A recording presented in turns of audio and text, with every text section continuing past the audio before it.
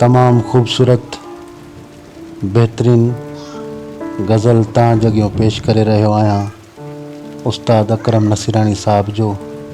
उम्मीद आहे त तव्हांखे ॾाढो पसंदि ईंदो।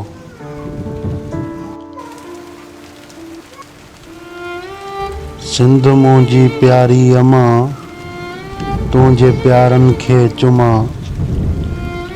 सिंध मुंहिंजी प्यारी अमा तुंहिंजे प्यारनि खे चुमा। मान जन तोखे ॾिनो मान वारनि खे चुमा। सिंध मुंहिंजी प्यारी अमा तुंहिंजे प्यारनि खे चुमा। मान जन तोखे ॾिनो मान वारनि खे चुमा। तो में गुल रंग हिना मिसले जन्नत मेवा। अंब सिंधड़ी खारक ऐं छुहारनि खे चुमा। तो में गुल रंग हिना मिसले जन्नत मेवा। अंब सिंधड़ी खारक ऐं छुहारनि खे चुमा।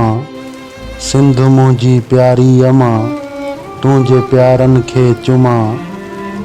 मान जन तोखे ॾिनो मान वारनि खे चुमा। तो मथां जीजल जन सिर पंहिंजा घोर कया। मां उन्हनि जो धन ऐं जानिसारनि खे चुमा। तो मथां जीजल जन सिर पंहिंजा घोर कया। मां उन्हनि जो धन ऐं जानिसारनि खे चुमा।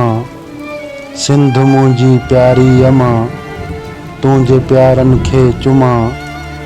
मान जन तोखे ॾिनो मान वारनि खे चुमा। साईं सचल भिटशाह ऐं कलंदर ते वञी। साईं सचल भिटशाह ऐं कलंदर ते वञी। ख़ाक सुरमो सम्झी तन मज़ारनि खे चुमा।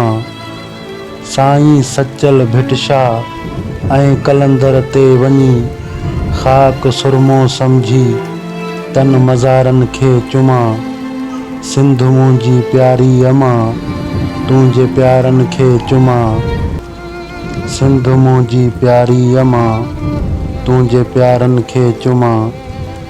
मान जन तोखे ॾिनो मान वारनि खे चुमा।